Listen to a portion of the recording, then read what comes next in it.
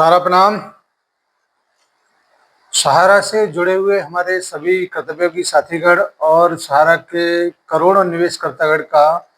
एक बार फिर से यथार्थ पर हार्दिक अभिनंदन, स्वागत है। साथियों, वैसे तो वर्तमान में अभी ग्रीष्मकालीन सत्र चल रहा है माननीय सुप्रीम कोर्ट का, लेकिन इसके बावजूद सुप्रीम कोर्ट सहारा से संबंधित जो मामले हैं उसकी गंभीरता को जरूर जानता है और इसीलिए आज 17 जून को भी सहारा से जुड़े हुए एक मामले की सुनवाई होगी और कल 18 जून को भी सहारा से जुड़े हुए एक मामले की सुनवाई होगी। निश्चित रूप से सुप्रीम कोर्ट इस मामले को लेकर अभी वर्तमान में लग रहा है कि थोड़ा सा सीरियस हुआ है, लेकिन फिर भी मैं आपको ये जरूर याद दिलाना चाहूँगा कि ग्रीष्मकालीन सत्र के दौरान ज़्यादा सुनवाइयाँ नहीं होंगी और ये जो कल आज का और कल का जो सुनवाई है ये भी निश्चित रूप से जो आने वाला समय है 31 जुलाई उसमें ही पहुँचेगा और फिर एकमुश्त सुनवाइयाँ वहाँ से शुरू होंगी। साथियों, आपको मैं याद दिलाना फिर से चाहूँगा कि माननीय सुप्रीम कोर्ट के ही आदेश पर पोर्टल का निर्माण हुआ है सहकारिता मंत्रालय के सहयोग से और सहकारिता मंत्रालय भी इस बारे में अच्छी तरह से समझ चुका है कि सहारा का भुगतान शायद पोर्टल से संभव न हो और सहारा को ही किसी भी माध्यम से किसी भी तरीके से भुगतान करने की अनुमति दे सकता है, क्योंकि 18 जुलाई को सुप्रीम कोर्ट के आदेश से जो पोर्टल का निर्माण हुआ था 18 जुलाई 2023 को, और अभी अगले महीने 18 जुलाई 2026 जब आएगा तो 1095 दिन उसको हो चुके होंगे और तब तक मात्र 10,000 करोड़ का ही भुगतान सहारा के निवेशकों के अकाउंट में ट्रांसफर हुआ है, वो भी मात्र 10,000 से लेके 50,000 तक, जबकि सहारा के निवेशकों का जो जमा पूंजी है वो हजारों में नहीं है, वो लाखों में है, वो करोड़ों में है। और इस प्रकार से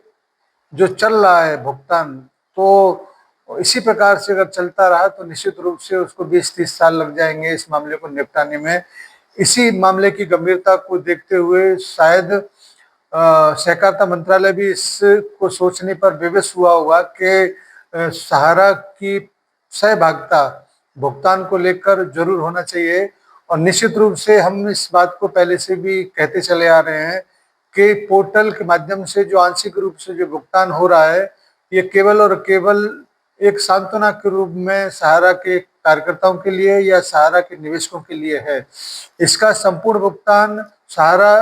के ही सहयोग से, सहारा के ही वेरिफिकेशन से, सहारा के काउंटर से हो सकता है या सहारा को निर्देशित करते हुए सुप्रीम कोर्ट या सहकारिता मंत्रालय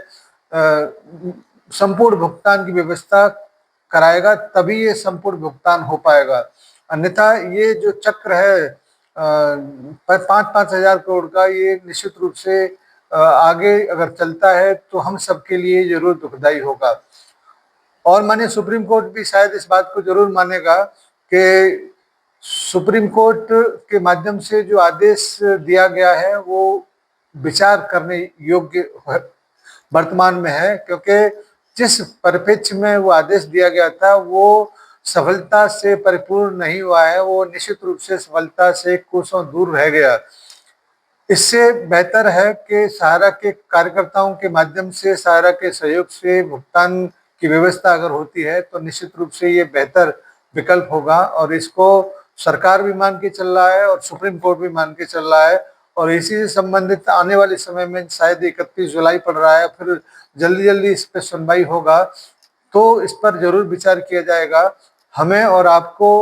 तब तक जरूर धैर्य रखना होगा जब तक कि सुप्रीम कोर्ट के माध्यम से जो भी दिशा निर्देश आगे की तरफ चलते हैं, मिलते हैं, तभी इन मामलों को लेकर समाधान की गुंजाइश बनेगी। अन्यथा फिलहाल जितने भी कुकुरमुत्तों की तरह से जो लोग अभी प्रयास जो कर रहे हैं या अभी जो अपने चंदे का धंधे में मस्त हैं, उनका उनके बारे में अगर आप देखेंगे तो ठगे जाएंगे। ये बात हम निरंतर और कई सारी वीडियो के माध्यम से आपके बीच में रख चुके हैं, और आगे भी आपको सतर्क करना हमारी जिम्मेदारी है कि किसी भी हालत में भुगतान के नाम पर अगर आपसे कोई व्यक्ति अगर एक पैसा भी मांगता है तो उसको डिनाई करें और सुप्रीम कोर्ट के ऊपर भरोसा बना के रखें। सुप्रीम कोर्ट ही आपको इस जंजाल से निकाल सकता है, और आने वाले समय में इसका पूरा मामला आपको देखने को भी मिलेगा। आपको मैं याद दिलाना चाहूँगा कि सूर्यकांत जी के द्वारा जो हमारे सुप्रीम कोर्ट के मुख्य न्यायाधीश हैं, उनके द्वारा भी इस मामले को लेकर काफ़ी गंभीर बातें कही गई थी, लेकिन थोड़ी सी उदासीनता इस मामले में उनकी तरफ से देखने को मिला है। और उम्मीद करते हैं कि आगे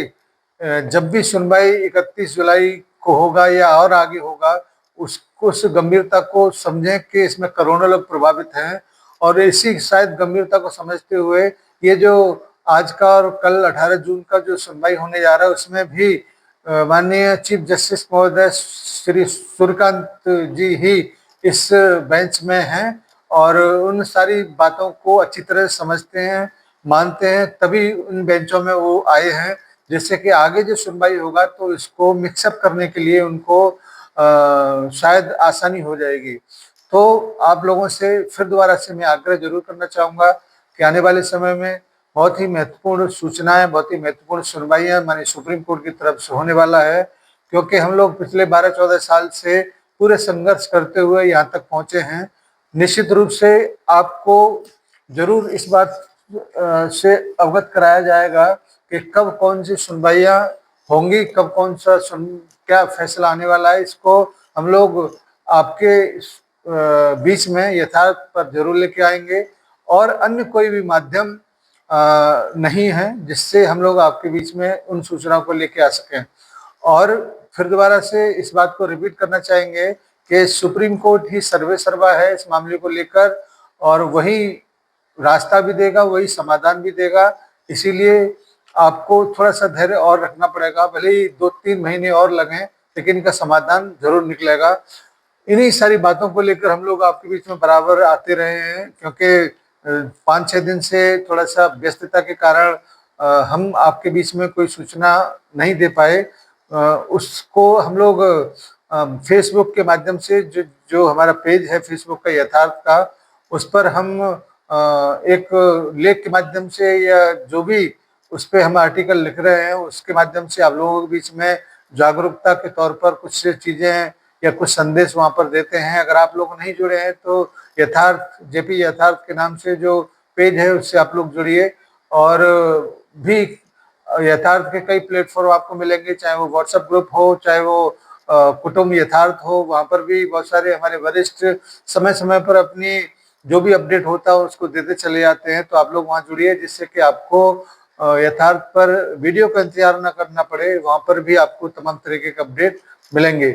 तो मेरा ये जरूर मानना है कि सहारा का भुगतान काउंटर से हो सकता है, क्योंकि अब सुप्रीम कोर्ट ज़्यादा गंभीरता सहारा मामले को लेकर दिखाएगा।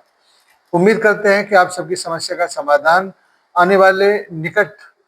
दिनों में जरूर होगा, इस बात का पूरा उम्मीद है। धन्यवाद सभी को, सादर सहारा प्रणाम, अपने निवेशक साथियों को सादर नमस्कार। जय हिंद, सादर सहारा प्रणाम। शुरुआत तो ये पूरी कहानी 2005 से हुई, एक बड़ी लंबी कहानी, लंबी मतलब शॉर्ट में। अगर हम गलत नहीं हैं तो वो आपका पत्र जो आपने राष्ट्रपति उस वक्त के लिखा था, क्या ये वही कहानी है? कुछ अभी वो नई एक बात नहीं शुरू करो तो अच्छा है। अभी ऐसे ही बहुत कुछ लड़ाई चल रही है, और एक नया फ्रंट ओपन हो जाएगा, कभी उस बात को भी हम सामने लाएंगे। लेकिन क्या आपको लगता है सुब्रत रॉय जी कि वो जो आपका खत लिखना था वो उसका बदला आपसे कई चीज मिल गया इसमें। 2005 से शुरू हुआ रिजर्व बैंक में, सेबी में कुछ नहीं था उस समय जी। रिजर्व बैंक में हम लोग आरएनबीसी बहुत अच्छा चल रहा था, इवन गवर्नर ने कहा था आरएनबीसी बहुत अच्छी चीज है, क्योंकि आरएनबीसी में फाइनेंशियल इंक्लूजन था। हम लोग गरीब लोग, मतलब बहुत अच्छा योजना था, बहुत अच्छी तरह चली थी। 2008 में लाके इन लोगों ने हमें बड़ा गलत तरीके से, एकदम फिल्मी तरीके से प्रोहिबिशन ऑर्डर डाल दिया। प्रोहिबिट ऑर्डर मतलब पूरे हिंदुस्तान में फैला, मतलब मीडिया में जाता है, और ये होता है जब तुरंत बंद करो सबका पेमेंट कर दो, ये होता है प्रोहिबिट ऑर्डर। हम गए हाईकोर्ट ने तुरंत हमको सपोर्ट किया और बल्कि एक स्ट्रिक्चर दे दिया आरबीआई को, ये गलत करे, हाई हैंडेडनेस आपका। ये भाग के नेक्स्ट डे सुप्रीम कोर्ट हमको सपोर्ट कर दिया, तो उनको प्रोहिबिटरी ऑर्डर विथड्रॉ करना पड़ा।